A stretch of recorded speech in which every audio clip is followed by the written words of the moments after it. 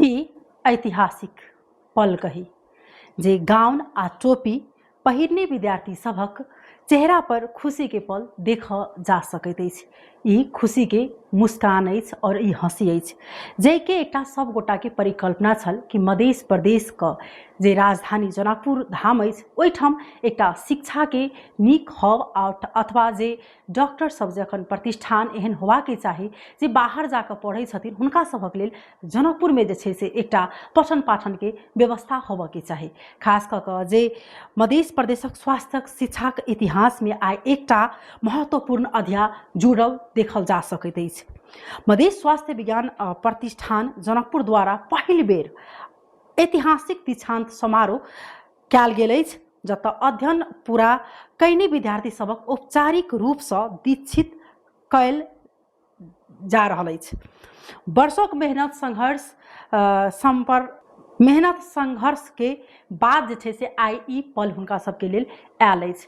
एतेक दिक्कत के बावजूद भी ओहिठाम बहुत बेर गुनासो उठल प्रतिष्ठान में जे विद्यार्थी सबक लेल पीबा के पानि नहीं विभिन्न प्रकार के गुनासो आयल, लेकिन आई ओ गुनासो के चिरैत आई ओतेक दुख के चिरैत आई जे छै से ओहिठाम विद्यार्थी सब अपन डिग्री हासिल केलथि हँ। एहिठाम हुनका सबके आब आगामी यात्रा की अछि, हुनका सबके की कहब अछि आ कतेक ओ सब आई दीक्षांत समारोह में सहभागी भऽ कऽ जे एकटा ऐतिहासिक पल में जे सहभागी भेलखिन हँ हुनका सबके जे चेहरा के हंसी अछि हुनका सबके कहब की अछि। विशेष कऽ कऽ जे एहिठाम हमसब मुख्यमंत्री सेहो देख रहल छनि हुनका संगे हमसब सेहो बातचीत करऽ के प्रयास केलहुँ हैं। एहि दुआरे जे मध्य प्रदेश के जे प्रतिष्ठान छै जाहिठाम डॉक्टरी पढ़बाक लेल बाहर जाइ छलै, लेकिन आई वो अपने ठाम में जे मध्य प्रदेश की राजधानी जनकपुर धाम में जहिया से 2021 साल में जे ई स्थापना कयल गेलै ई प्रतिष्ठान में अखन विद्यार्थी सब लाभान्वित भऽ रहल, लेकिन बजटक त्रुटि के कारण बजटक ओहिठाम जे कमी के कारण विद्यार्थी सबके बहुत रास से जे से समस्या भोगऽ पड़ै छै आ एहि के कारण बारंबार सामाजिक संजाल में अहाँ सब देखने हेबै। लेकिन ओहि समस्या के समाधान के लेल मध्य प्रदेश की मुख्यमंत्री कृष्ण प्रसाद यादव की करथिन, आगामी हुनका सबके योजना के लेल हुनका सबके सुख सुविधा के लेल की सोच छनि। तहिना हमसब एहिठाम जे आई ई दीक्षांत समारोह में जे सहभागी भेलखिन हँ जे ऐतिहासिक पल हुनका सबके लेल जे छलनि हँ हुनका सब संगे सेहो हमसब बातचीत केने छी। की कहब छनि, की हुनका सबके आगामी यात्रा और की त्रुटि छै आगामी दिन में केना कऽ जे छै से त्रुटि के सच्याओल जा सकैए अपने सबके सुनबै छी।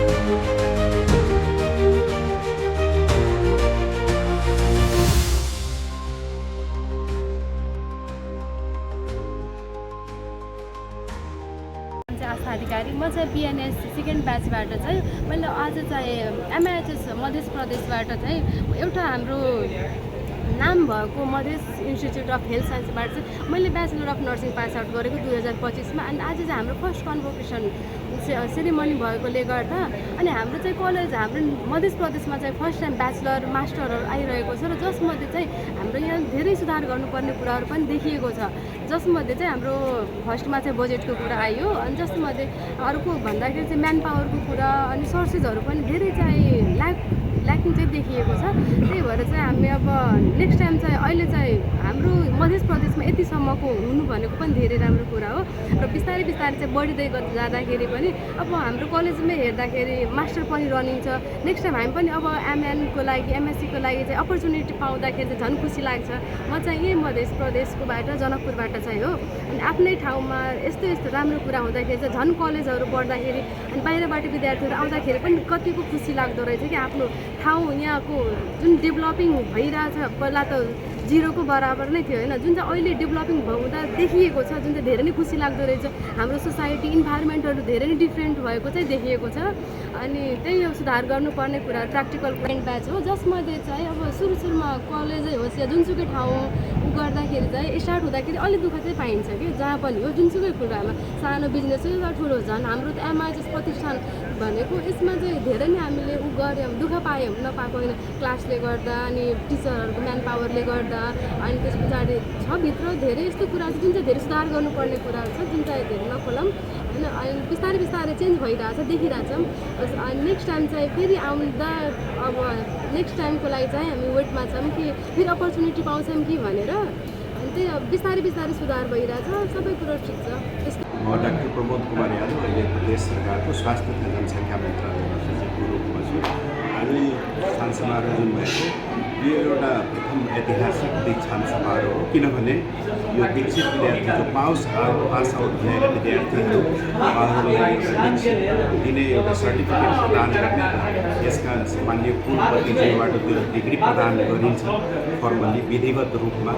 आज शुद्ध रूपमा प्रदेश सरकारको लगानीमा स्थापना भएको, सञ्चालन भएको र यसले अध्ययन अध्यापन कार्यहरू र चिकित्साका क्षेत्रमा रिसर्चहरू अनुसन्धान गर्दै यो विश्वविद्यालय एउटा प्रशासनिक प्रतिष्ठानले जुन उचाइ हासिल गरेको छ, आज हामी सबै प्रदेशवासीहरूको गर्व गर्नु यो त्यही भएर प्रतिष्ठानमा आज आयोजना गरिएको। तैना हमारा बीच में मध्य प्रदेश के मुख्यमंत्री कृष्ण प्रसाद यादव जी छथिन, उनका संगे बातचीत करब जखन दीक्षांत समारोह कार्यक्रम में सहभागी भेल छलखिन। अपने के स्वागत है सर्वप्रथम में। धन्यवाद।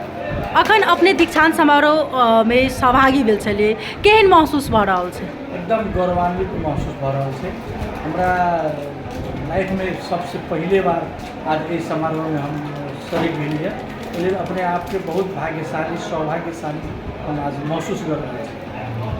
अखन एकटा खुशी के माहौल सेहो छै जे पढ़बाक लेल अन्यत्र जाइ छलै विद्यार्थी सब, लेकिन वो अपने ठाम में अखन वो सब पढ़ि रहल छथिन। लेकिन बहुत बेर एहन बजट के समस्या कारणे उठन बहुत रास जे छै से दुख भोगऽ पड़ि रहल छै। एकरा केना कऽ कऽ जे छै से आब मध्य प्रदेश सरकार एकरा कम करतै?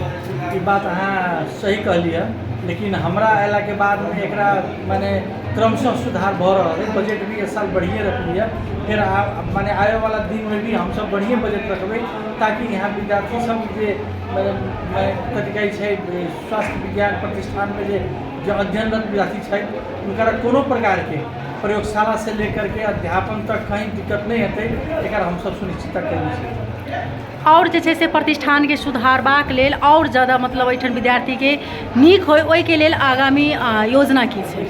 अब एकरा लेल तो हम सब संबंधित पदाधिकारी सब कुलपति सब कुलपति और पदाधिकारी लोग से बैठ कर छलफल करके कि केना एकरा बढ़िया और भी आकर्षक बनायल जते और भी प्रतिष्ठित बनायल जते प्रतिष्ठान के, एकरा हम सब काज कर रहल छी और विश्वास करू कि हम सब एमे आगाड़ी बढ़ब। जेना डॉक्टर सबके अखन देखल जाए हुनका सबके जे छै से साधन स्रोत जते हुनका सबके पैसा होबाक चाही ओ नहीं पेला के कारण वो सब निजी अस्पताल खोलने छथिन। डॉक्टर के एखन सबसे देखै छी जे तलब कम छै कहल जाइ छै, हुनका सबके तलब वृद्धि केना कऽ मतलब जे छै से करबाक सोच से अपने के? एकर ई कमी के हम सब महसूस कर रहल छी, हमरा सब में कमजोरी है, लेकिन एकरा एक कमी के कमजोरी के माने सुधारे के लिए एक कमी के पूर्ति करे के लिए हम सब स्कीम सब लायब और एक मध्य विज्ञान प्रतिष्ठान में जितने भी डॉक्टर छथिन उन लोग के माने बाहर काम करे के नौबत नहीं अतै, ये सब वातावरण बनाने में हम सब लागल छी। अखन जे डिग्री हासिल केलखिन का हुनका सबके लेल की सोच? उनका लेल तो उन लोग माने विद्यार्थी सबके लेल अभी जे दीक्षांत प्राप्त माने केलखिन उनका लेल उज्जवल भविष्य के कामना भी है और हमने प्रदेश में जितने भी हॉस्पिटल सब है वही में लोग काम करे के हम सब मौका भी देवे और माने प्रायोरिटी भी मिलते हामीलाई चाहिँ यस्तो मौका दिनुभएकोमा। मेरो नाम चाहिँ मोहम्मद बद्री आलम हो र म चाहिँ पब्लिक हेल्थ एज ए बीपीएचको यसमा चाहिँ प्रथम ब्याचको विद्यार्थी हुँ र यो कलेजको पनि स्थापित 2021 में भएको र म पनि त्यही 2021 को प्रथम विद्यार्थी एक्लो विद्यार्थी यो 4 वर्षको यात्रा यहाँ सफल पारेँ। अनि एक्लै गरेर चाहिँ यो गर्दा गर्दै आज मैले दीक्षान्त समारोहमा गोल्ड मेडलिस्ट पनि पाएको छु र एकदम खुसीको कुरा हो जब कि हाम्रो मध्य प्रदेशमा यस्तो अपर्च्युनिटी पाएको छौँ। यस्तो अपर्च्युनिटी पढ्ने हामी पहिला ब्याचलर हुँदाखेरि यहाँ ब्याचलर पढ्ने मौका पायौँ। बिपिएस थिएन यो एरियामा, हामीले पढ्ने मौका पायौँ र यो हामी सँगसँगै एमबिबिएस कोर्सहरू पनि आयो, धेरै अपर्च्युनिटी आयो, धेरै फ्याकल्टीहरू पनि थप्यो, हामीलाई धेरै खुसी लाग्यो र यस्तै चाहिँ निरन्तर दिइराखोस् भन्ने आशा पनि राखेका छौँ। र हाम्रोमा चाहिँ अब हुन चाहिँ यो मध्य प्रदेश हो, हामीले चाहिँ अब चाहिँ हामीले चाहिँ एउटा अभाव भनेको यसमा चाहिँ जहिले पनि सुन्दाखेरि गुनासो आउँदाखेरि बजेटको अभाव देखिराखेका छौँ। त्यो यदि बजेट पुरा भइदिएको भए हाम्रो पनि जति मागहरू जति हामीले पुरा गर्ने बेसिक निडहरू हुन्छ त्यो सबै पुरा भइहाल्छ भन्ने आशा राखेका छौँ। र अगाडि मेरो अब यहीँ हाम्रो फर्स्ट ब्याच नै एमटेच रनिङ भइरहेछ। यसमा आशा छ फेरि म दोहोरिएर यहाँ आउन सकोस् भनेर। अब नेक्स्ट अपर्च्युनिटी हामीले हेरौँ यहाँ पाउँछौँ कि पाउँदैन भनेर।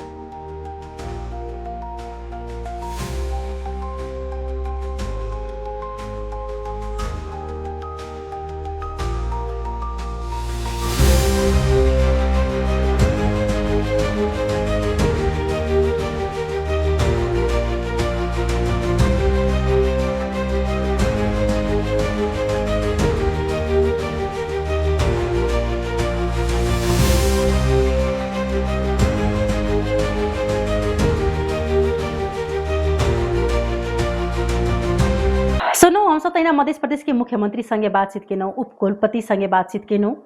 आई वास्तव में ये ऐतिहासिक पल मात्र खाली वही विद्यार्थी के लेल नहीं और वो प्रतिष्ठान के व्यक्ति के लिए नहीं, ई मध्य प्रदेश के खास कर हर आदमी के लिए क्या तो सब गोटा के दिक्कत हो अपन घर फैमिली के छोड़ कर जा पड़े छले, दिल्ली जाकर चंडीगढ़ जाकर दोसर ठाम जाकर जैसे से डिग्री हासिल कर पड़े छले।